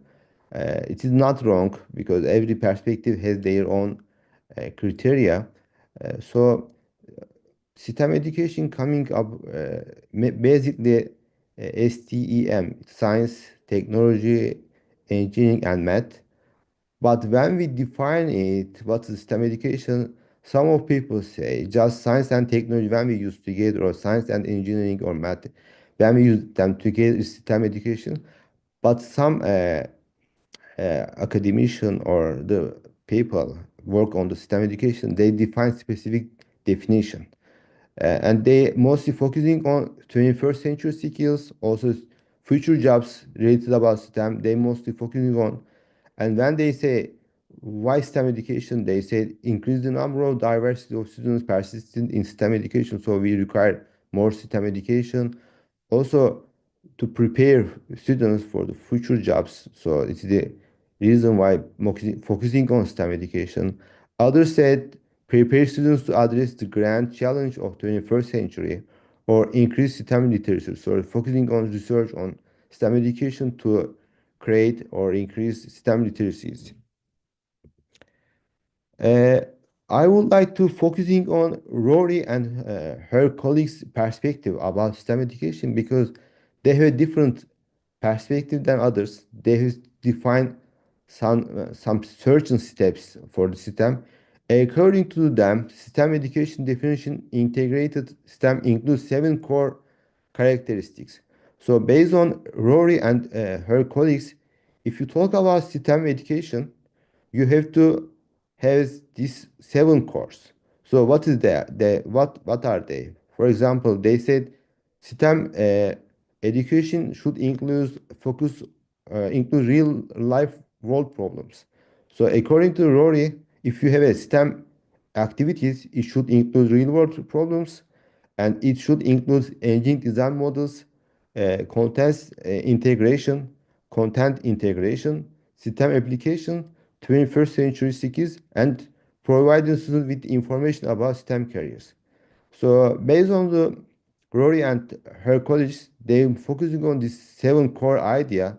So first of all, I would like to give definition what they are. So basically, when I say STEM, you have to understand these 7 core cores when I talk about based on the Rory and her colleagues. So let's talk about firstly what is the real world problems, what is the engine design challenge, and so on. I will firstly give these definitions, then I will talk about the engine design process. Okay, so what is the real world problem based on this definition? In selecting a real world problem for students, both cognitive and effective development should be considered. The chosen problems should be free from gender and ethnic discrimination, promoting student participation while supporting the formation of STEM identities. So, firstly, we have to find some real world problem to talk about STEM activities. And these activities should be include these features. Then, engine design. Students should be provided with opportunities to assess their designs and iterate it based on the outcome. So, based on the real world problem, we have to define or create some engine model. So, this model should be some design and iterative based on outcome. So, students work on the design solutions and iterate it to find the best solutions. Design should consider not only technical factors such as cost, materials, and functionality, but also incorporate social and political dimensions. So the design of the solution has some features, not just materials, but also include social and political dimensions. The third one is context integration. The integration STEM context should provide opportunities for learning and applying STEM content. Criteria and constraints must be explicitly addressed during the design process. So students should know criteria and constraints at the beginning of the design process, and evidence-based reasoning should be employed. Additionally, the socio-political context of the problem should be thoroughly considered. So students should discuss with the other colleagues or students to the process they design to solve the problem should also be have some background about socio-political way. And what is the content integration? In the fourth one is in content integration, connections between contexts and disciplines should be presented clearly for students. So students should know the content is included during the design of the solution. Also, educators should use modeling, interdisciplinary approaches, and representations to help students understand these connections. So, when we choose some content in the STEM education, students have some basic knowledge about this content before solving designing the solution. Non-STEM subjects can be integrated through real-world socio-political issues that are solvable via engine design process. So students use engine design process to solve these real-world problems at the end of the STEM integration activities. And the fifth one, STEM practices. Students should have the opportunity to create their own solutions. The tasks should be open-ended with multiple possible solutions. So in the real life problem, there is not just one answer, there is many different solutions. So based on this idea, STEM practices also include open-ended discussion and multiple solutions way. Educators must facilitate these tasks to help students understand the problem, while students use evidence-based reasoning and data-driven solution to develop their models. So STEM practice also includes the STEM idea like science, technology, engineering, um, and mathematics inside of the solutions. And the six integrated system educators in the 21st century skills. Integrated system education should support the development of 21st century skills. System activities should include small groups works, so it require collaboration, where students discuss their learning and engage in higher order cognitive process that require also creativity and others 21st century skills. These small groups should be heterogeneous in composition, so each member of the group should help other group member to find the successful solutions. And the last step is STEM careers. Students should be informed about STEM careers. So based on what kind of job they can work after they have STEM skills. So based on the STEM career, students behave, know that what kind of career they expect to work after have this kind of skills, and provided with opportunities to engage in authentic STEM applications. They should also be encouraged to participate in personal development activities that allow them to connect their learning with personal knowledge and experience.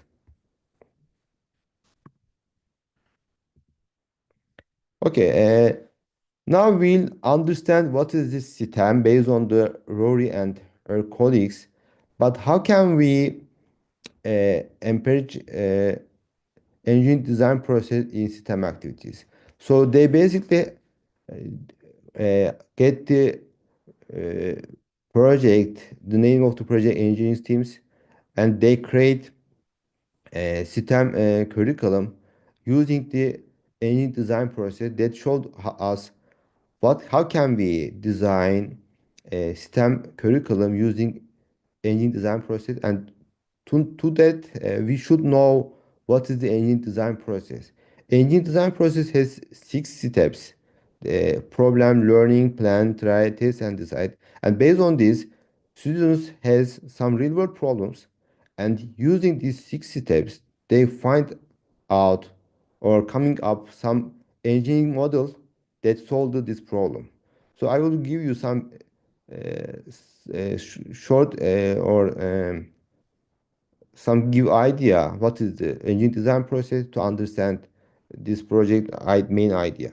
Okay, so in the first step is problem.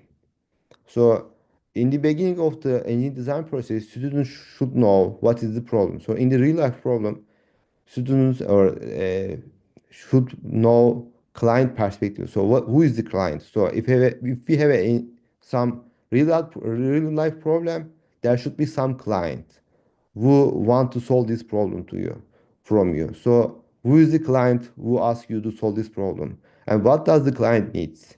What are the criteria and constraints to solve this problem?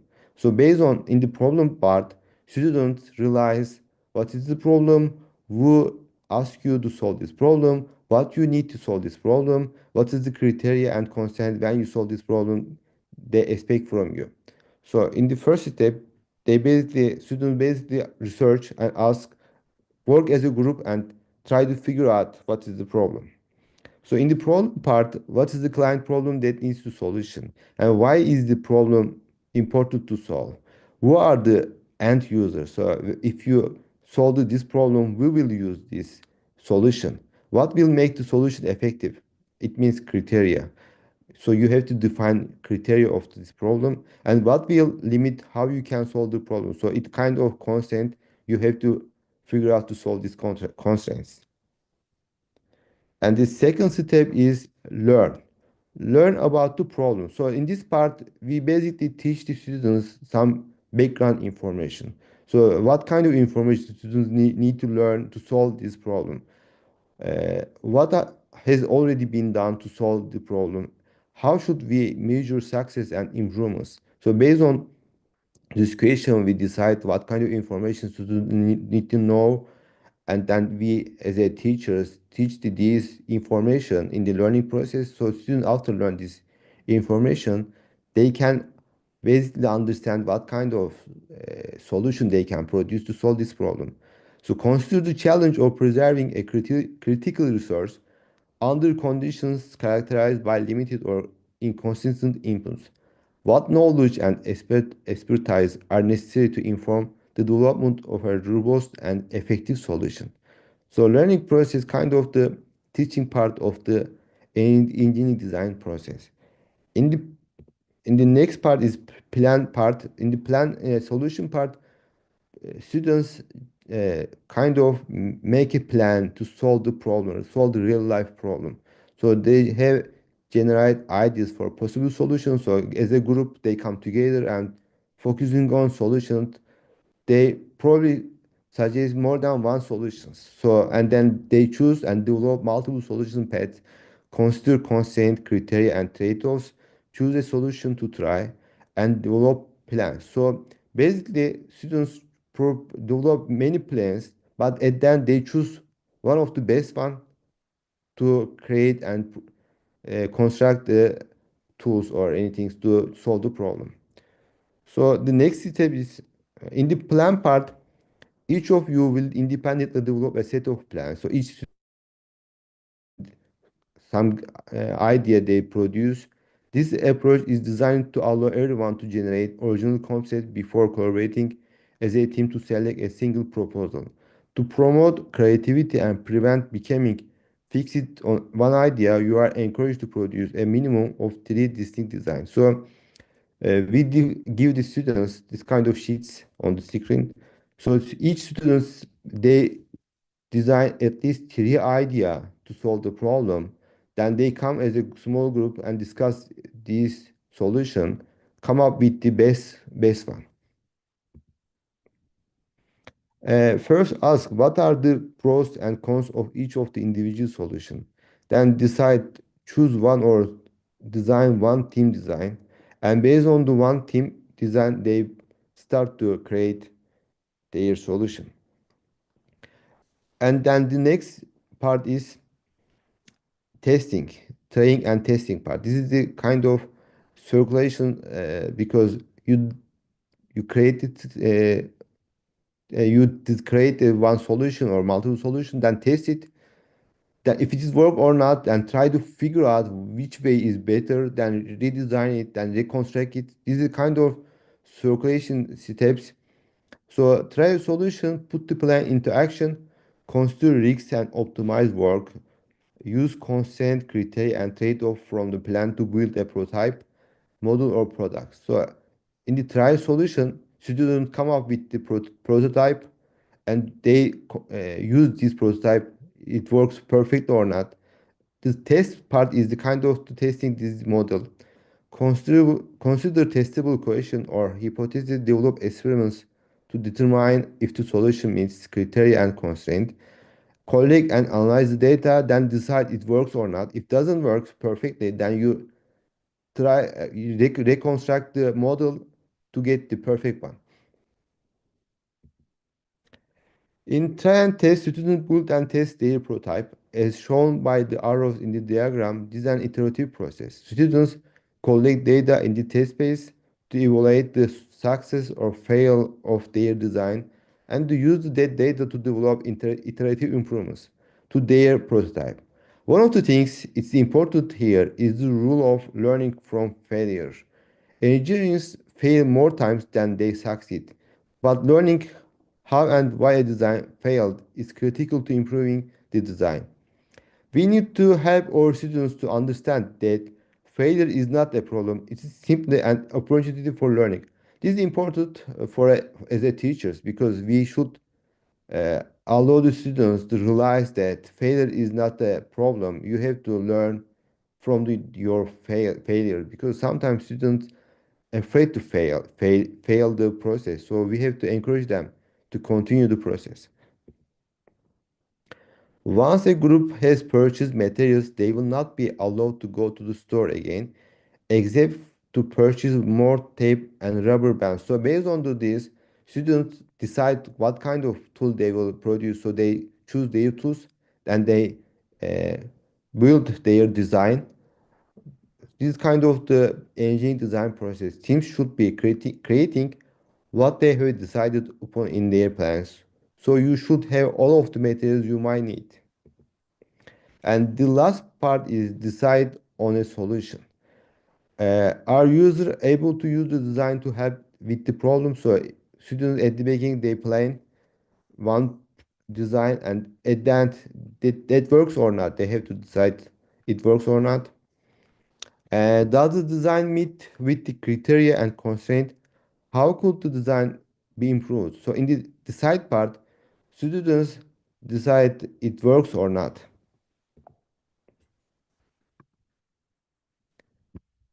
The iterative nature of the design process could theoretically continue indefinitely.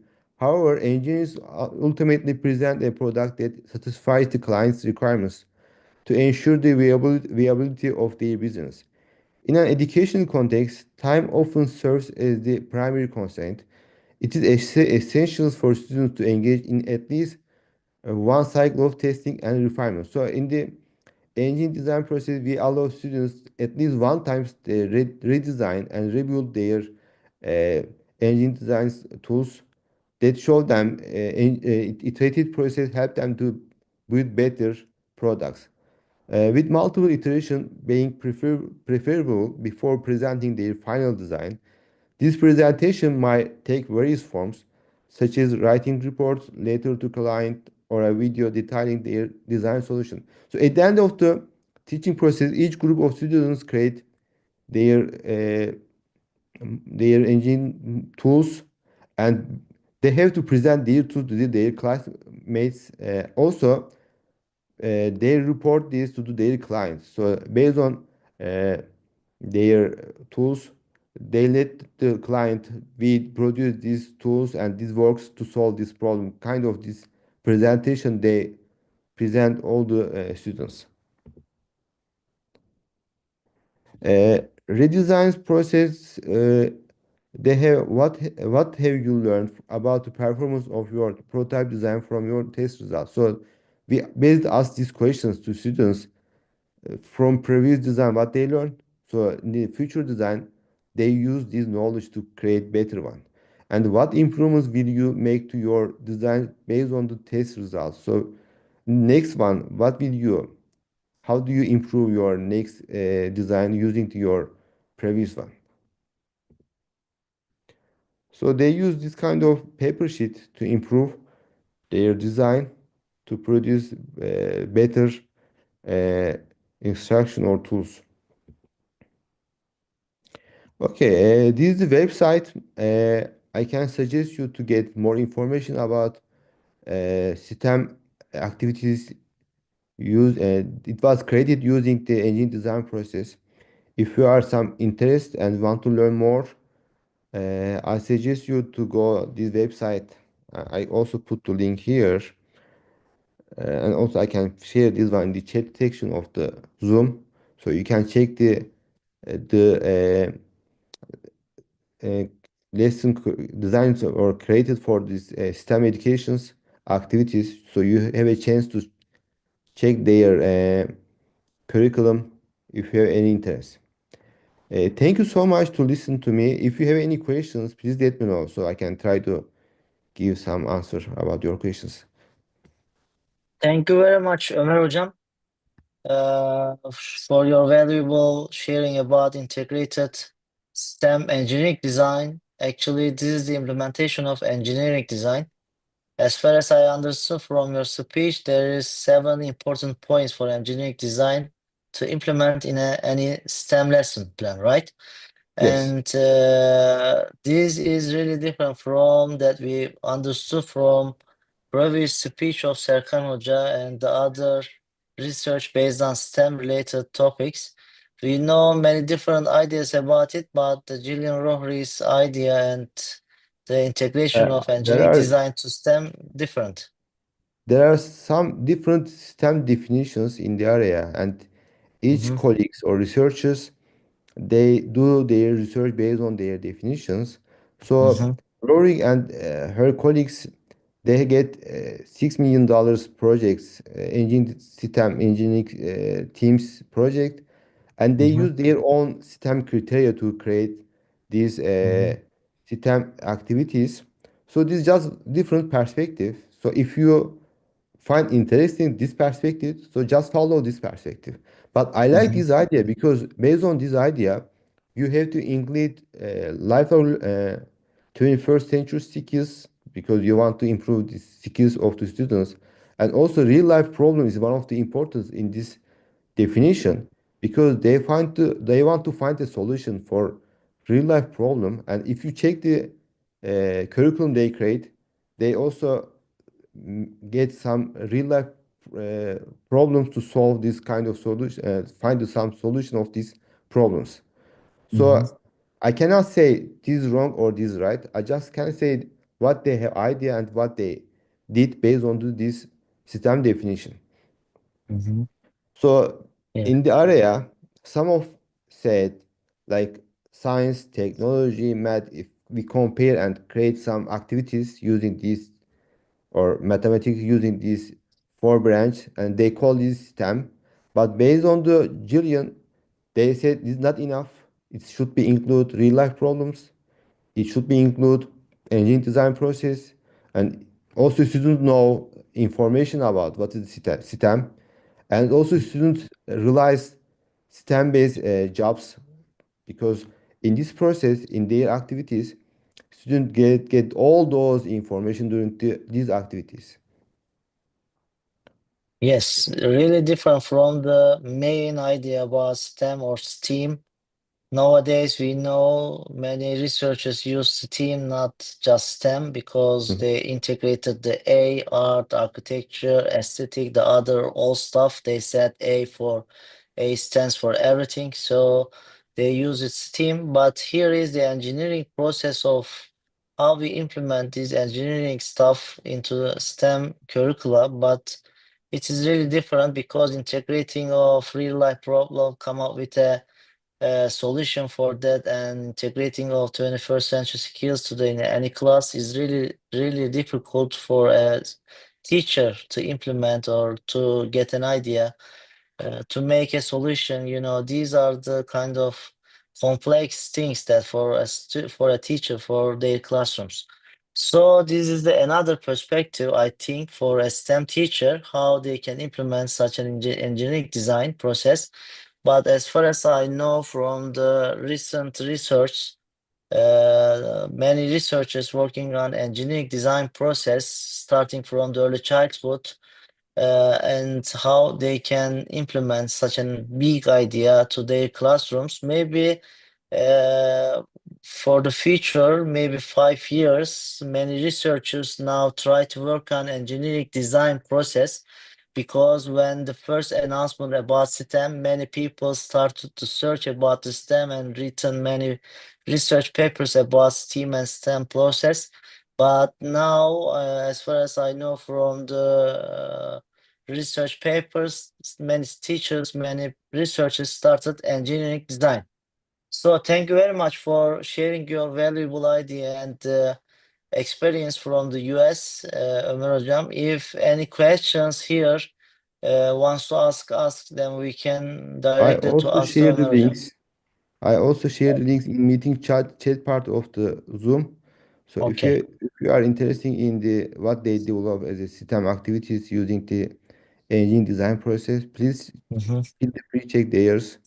They create 13 different STEM activities and they actually use these activities in their teaching in middle school. I think they use these curriculums. I like it because they give us some solution to students, and at the end of the each activity, students know what is the engine design, what is the system, Mm-hmm. and also they basically try to solve the real life problems. So this Mm-hmm. gives the perspectives people's how can we deal with the real life problems. So this is the other I think also a good part of this STEM educations. Yeah. It is really important because I think this is related to our project because in our project we try to implement the entrepreneurship part to the STEM education. But we have some small idea how we can implement entrepreneurship into any STEM classes because entrepreneurship is a really big idea and the philosophy to implement in any class. But we try to integrate this big idea to with the another big idea with STEM. But at the end of the project, final 2 years.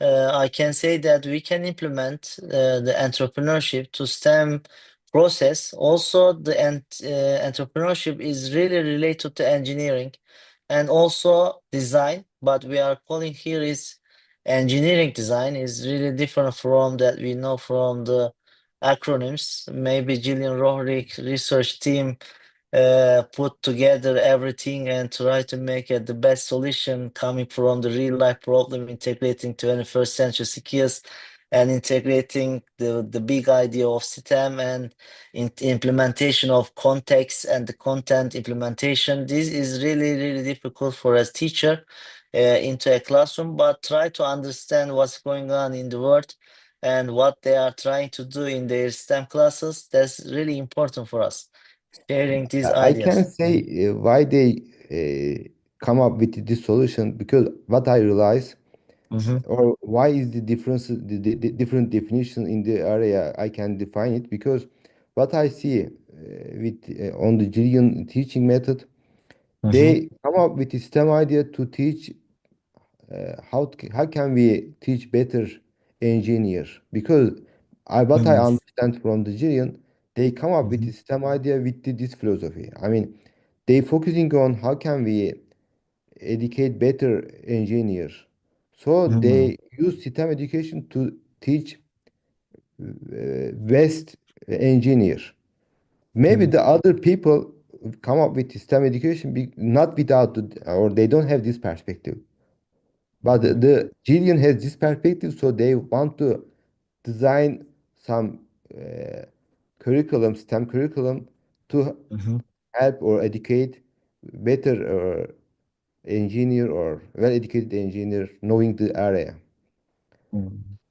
But I I hope thought this I is the reason why there are so many different definitions because other people's just thinking how can we teach math, science, or Mhm. technology together. They have this perspective, but Gillians have other different perspective. They want to teach or train or educate better engineers For the future. They are for the working for future. the Yes. future engineers. Okay, really Okay. nice. I hope I will have a chance for the next semester. I will try to Okay. observe their classes about engineering design Mhm. process into STEM education.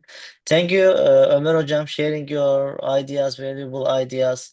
We know your background is really important for us because all of them, I think, related to STEM education. But you put all them together in the postdoc position here. Maybe you heard the new things about engineering plus STEM. Really great. And also in our project, this Team Square project, we call it STEAM E. Here is the actually acronym of engineering and entrepreneurship. We try to implement these big idea. Really, really difficult. Everything in one title. Everything in one title. Also, I have another acronym. I don't want to pronounce it here. Maybe with another project, it will be announced. I put one more thing to the Steam actually, but what we tried here in our project, we tried to implement an entrepreneurship, the big idea to STEAM education, but also we tried to come up with the standards, how the teachers should educate the young peoples for the future.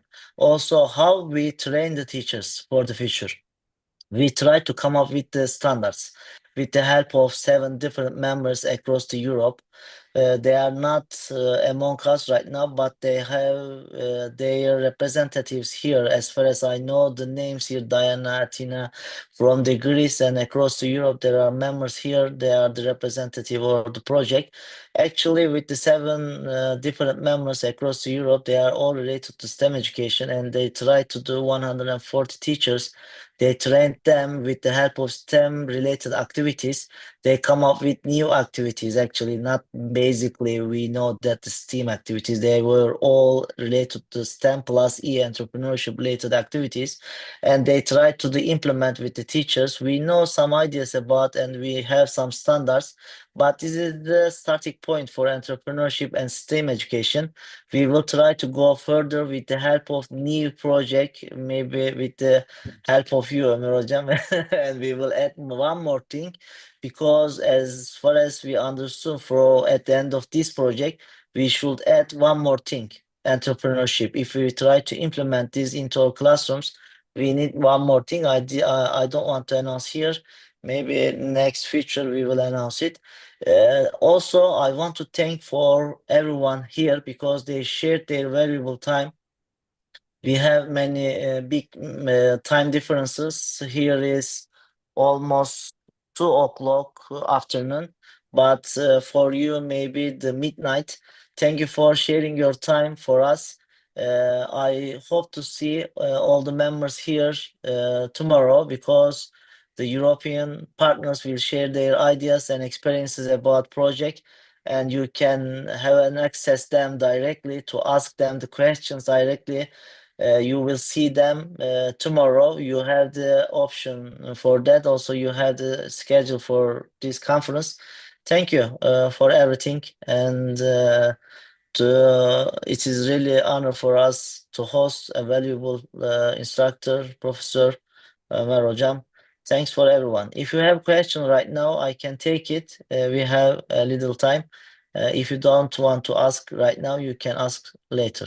Also, this meeting was live on YouTube. You can also have an access whenever you want.